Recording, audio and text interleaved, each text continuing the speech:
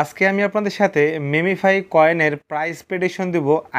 এই মেমিফাই কয়েনটার প্রাইস কেমন হতে পারে, লিস্টিং প্রাইস কেমন হতে পারে। সো এরকম না যে আন্তাজি আমি আপনাদেরকে বলে দেবো। অ্যাকচুয়ালি প্রাইস প্রেডিকশন দিতে হলে আপনাকে অ্যানালাইসিস করে তারপরে দিতে হবে। সো অনেকেই দেখা গেলো আন্তাজের উপরে প্রাইস প্রেডিকশন দিয়ে দেয়, বাট অ্যাকচুয়ালি অ্যানালাইসিস করে যদি প্রাইস প্রেডিকশন দেওয়া হয় তাহলে প্রাইসটা সেরকমই থাকে। তো এর আগে আমি নট কয়েন, হ্যামস্টার, ডগস নিয়ে কিন্তু অলরেডি প্রাইস প্রেডিকশন দিছিলাম। দেখেন এখানে আমার ভিডিও দেওয়া আছে, আপনারা চাইলে এটা দেখে নিতে পারেন। আমার এই প্রাইস প্রেডিকশন প্রত্যেকটাই 90% আমার কিন্তু মিলে গেছে। সো আজকের এই ভিডিওতে আমি আপনাদের সাথে মেমিফাইয়ের লিস্টিং প্রাইস কেমন হতে পারে, তো এটা নিয়ে আমি আপনাদেরকে A to Z বলে দেবো বা কিছু বিষয় দেখাবো, এবং আপনারা আজকের এই ভিডিও থেকে অনেক কিছু শিখতেও পারবেন। তার আগে সবাইকে রিকোয়েস্ট করব, যারা এখন পর্যন্ত আমাদের টেলিগ্রাম চ্যানেলে জয়েন হন নাই, মাস্ট বি এখানে জয়েন হয়ে যান। আমরা এখানে প্রতিনিয়ত সমস্ত প্রজেক্টের আপডেট, ছোটো ছোটো সব কিছু আমরা এখানে দিয়ে থাকি। চাইলেই কিন্তু ভিডিও করে কিন্তু সবসময় আপলোড করা যায় না, বাট এখানে আমরা সমস্ত আপডেট প্রোভাইড করে থাকি। ভিডিও ডিসক্রিপশনে এবং কমেন্ট বক্সের পিন পোস্টে আমাদের টেলিগ্রাম চ্যানেলের লিঙ্কটা প্রোভাইড করা থাকবে। আচ্ছা, এখন আমরা মেমিফাইয়ের অফিসিয়াল টুইটার হ্যান্ডেলে চলে আসলাম। আসার পর এখান থেকে আমাদের যেই বিষয়টা আগে খেয়াল করতে হবে, প্রাইস প্রেডিকশন তখনই দেওয়া যাবে যখন একটা টোকেনের টোকোনমিক্স দেওয়া হবে। সেই টোকেনের সাপ্লাই কত, সার্কুলেশন সাপ্লাই কত, ম্যাক্স সাপ্লাই কত, এই সব কিছু জানার পরেই মূলত প্রাইস প্রেডিকশনটা দেওয়া যায়। তো নর্মালি কিন্তু মেমিফাইয়ের টোকোনমিক্স তারা কিন্তু আগেই প্রোভাইড করছিল, এবং অলরেডি দেখেন মেমিফাইয়ের অফিসিয়াল টুইটার হ্যান্ডেল আমরা আছি, এখান থেকে তাদের টোকোনমিক্স কিন্তু অলরেডি পাবলিশড করা আছে। সো এখানে যেখানে যা বলা আছে সেটা হলো তাদের টোটাল সাপ্লাই হলো 10 বিলিয়ন। এই যে দেখেন 10 বিলিয়ন হলো টোটাল সাপ্লাই, এবং এই টোটাল সাপ্লাই থেকে তারা 90% রাখছে হলো কমিউনিটির জন্য বা এয়ারড্রপের জন্য, এবং লিকুইডিটি রাখছে হলো 5.5। সো আমরা মোটামুটি তাহলে টোটাল সাপ্লাই পেয়ে গেছি, এবং এটার 90% কমিউনিটিকে দিয়ে দিবে। সো একটা হলো লিস্টিং প্রাইস বা লিস্টিংয়ের পরবর্তী প্রাইস, এবং আরেকটা হলো লিস্টিং হওয়ার 4-5 দিন পরে গিয়ে একটা প্রাইস। সো ওগুলো আমরা পরে অ্যানালাইসিস করবো, সেগুলো বিভিন্ন বিষয়ের উপর ডিপেন্ড করে প্রাইস আপ ডাউন করা হয়। বাট আমি নর্মালি প্রথম অবস্থায় লিস্টিং প্রাইস 1-2 ঘন্টা 3 ঘন্টার ভিতরে কেমন হতে পারে সেটা আমি অ্যানালাইসিস করে দেখাচ্ছি।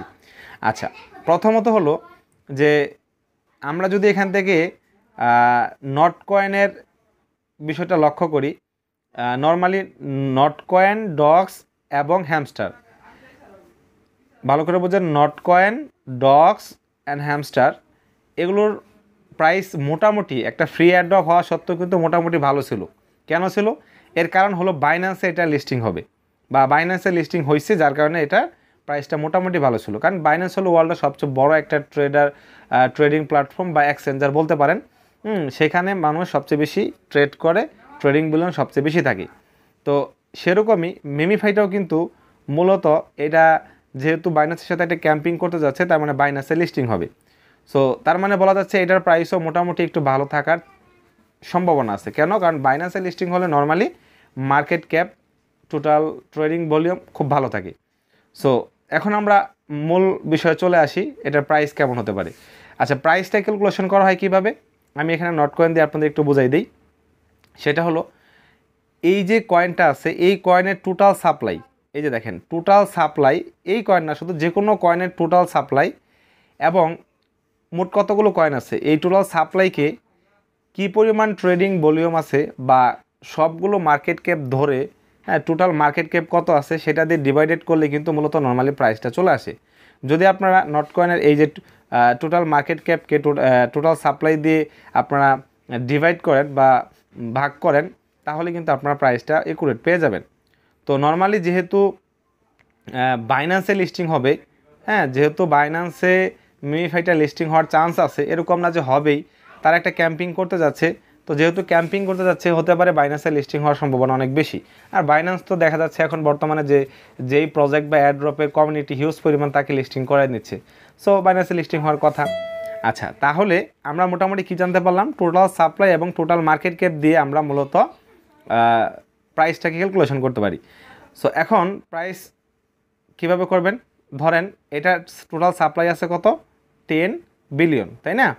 আচ্ছা, এখন মার্কেট ক্যাপ কি, ধরেন বাইন্যান্সে ট্রেডিং ভলিউম চলতেছে হলো 100 মিলিয়ন, অন্য অন্য এক্সচেঞ্জে 200-300, আচ্ছা ধরেন বাইন্যান্সের ট্রেডিং ভলিউম চলতেছে 200 মিলিয়ন, অন্য অন্য এক্সচেঞ্জে 50, 70, 30, 40, 100 এরকম ট্রেডিং ভলিউম চলতেছে। সবগুলো মিলিয়ে যে মার্কেট ক্যাপটা হবে, টোটাল মার্কেট ক্যাপটা হবে, সেটাতে ডিভাইড করবো আমরা। এখন তাহলে মিমিফাইয়ের মার্কেট ক্যাপ কী হতে পারে? আমরা টোটাল সাপ্লাই পেয়ে গেছি।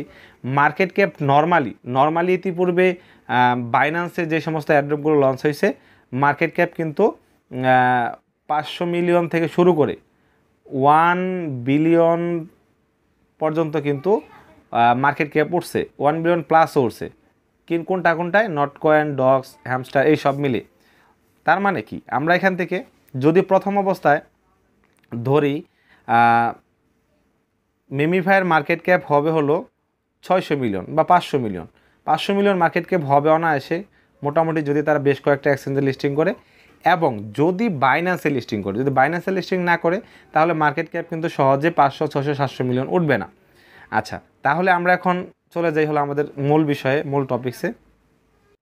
আচ্ছা, প্রথমত হলো আমরা ধরে নেই 500 মিলিয়ন যদি মার্কেট ক্যাপ থাকে, 500 মিলিয়নকে যদি আমি একক সংখ্যায় নিয়ে যাই, 1 মিলিয়ন সমান 10 লাখ, তাহলে আমরা 500কে 10 লাখ দিয়ে যদি ইন্টু করি, তাহলে আমরা পেয়ে যাচ্ছি এটা, হ্যাঁ, এই সংখ্যাটা পেয়ে যাচ্ছি। 500 মিলিয়ন মার্কেট ক্যাপকে আমরা পেয়ে গেলাম এবং টোটাল সাপ্লাই আমাদের কত ছিল? 10 বিলিয়ন। 10 বিলিয়ন মানে হলো 1000 কোটি, কারণ 1 বিলিয়ন সমান 100 কোটি। তাহলে আমরা 1000 কোটিকে আমরা এটা দিয়ে ভাগ করব। অ্যান্ড ফাইনালি দেখেন আমাদের প্রাইসটা কিন্তু এখানে এটা চলে আসছে। তার মানে আমরা নর্মালি প্রাইসটা কত ধরতে পারি? 0.05।